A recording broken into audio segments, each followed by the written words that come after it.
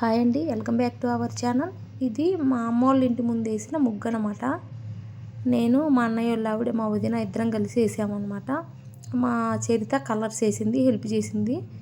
మా వదినే అది ముగ్గు డ్రాయింగ్ గీసింది మా వదినే. మా పిల్లలు చూడండి ఎంత హాయిగా ఆడుకుంటున్నారు. ఆ చిన్నది ఉంది డ్రెస్ మార్చేసింది అనమాట. పొద్దున్నే సేమ్ ఇద్దరికి ఒకటే డ్రెస్ ఇద్దరికి, కానీ ఆ బుడ్డది మార్చేసింది. ఈ పెద్ద పిల్లకి బాగోట్లేదండి, చేతికి క్యాన్లా ఉంది చూడండి, గమనించారో లేదో. కొంచెం ఓపిక వచ్చేటప్పటికి ఇప్పుడు డ్యాన్స్ చేస్తుంది. ఇదిగోండి ఊర్లో జరిగిన పోటీలు ఈ ఆడవాళ్ళకనమాట. నిన్న స్లో బైక్ రేసులు జరిగాయి కదా, ఇప్పుడేమో లెమన్ అండ్ స్పూను. అందరికీ బైకులు రావు కదా, అంటే కొన్ని గేమ్స్ ఆడవాళ్ళకి వచ్చినాయి పెడదామని చెప్పి ఇలాగా పెడుతున్నారు. చైర్స్ ఆట, ఆ గేమ్ అయిపోయాక చైర్స్ ఆట పెట్టారు. అదిగో కర్లింగ్ హెయిర్ ఉంది కదా, తను మా అన్నయ్య వాళ్ళ ఆవిడ.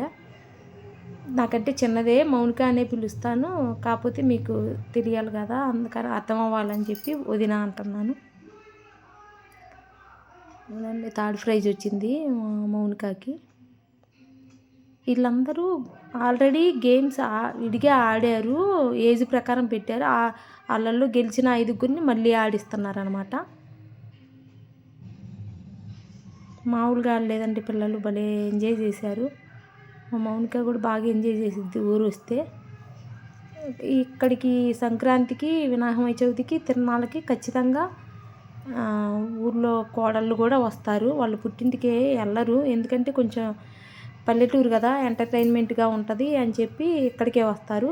మిగతా పండుగలన్నిటికీ అంత పట్టించుకోరు, కానీ ఈ మూడింటికి మాత్రం కంపల్సరీగా ముక్కెలపాడు వస్తారనమాట.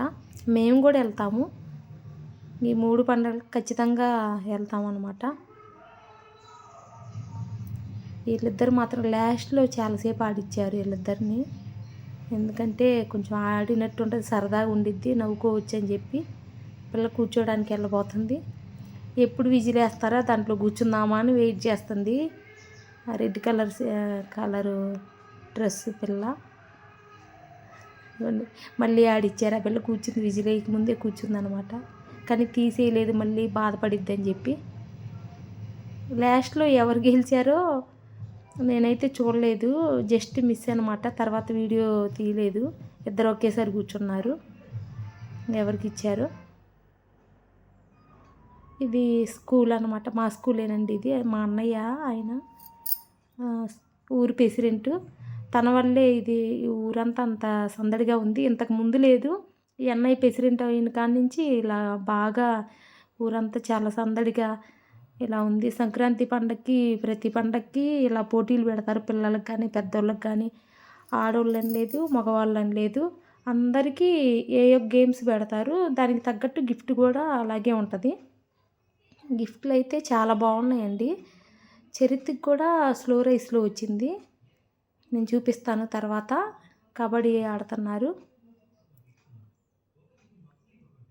బాగా ఆడతారండి మా ఊరి పిల్లలు, మంచి టాలెంటెడ్ అనమాట. ఎక్కడికి వెళ్ళినా కానీ మా ఊరి పేరు నిలబెడతారు, అంత గట్టిగా ఉంటారు పిల్లలు, గట్టి పిల్లలండి.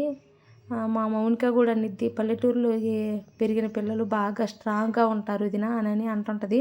నాకు అర్థమయ్యేది కాదు, కానీ ఇప్పుడు నేను చూస్తున్నాను కదా, తెలుస్తుంది, నాకు కూడా అర్థమవుతుంది.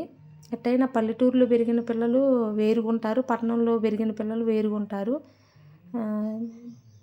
పల్లెటూరులో పెరిగిన పిల్లలు గట్టిగా ఉంటారు, ఎందుకనో స్ట్రాంగ్గా ఉంటారు, ఏదైనా గట్టిగా అనుకుంటే సాధిస్తారు, అలా ఉంటారు. కాకపోతే అనుకుంటారు కొంచెం నాలెడ్జ్ తక్కువ అని అనుకుంటారు, కానీ అలాగేమి ఉండదండి.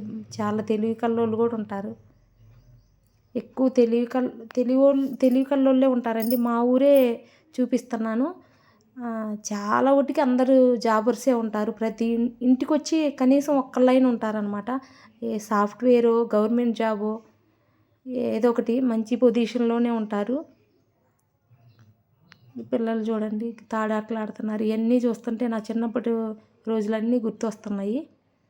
మళ్ళీ వెనక్కి వెళ్తే బాగుండు అని అనిపిస్తుంది.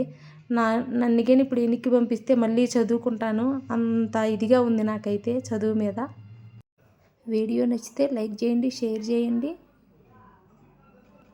సబ్స్క్రైబ్ చేయండి. బాయ్ అండి.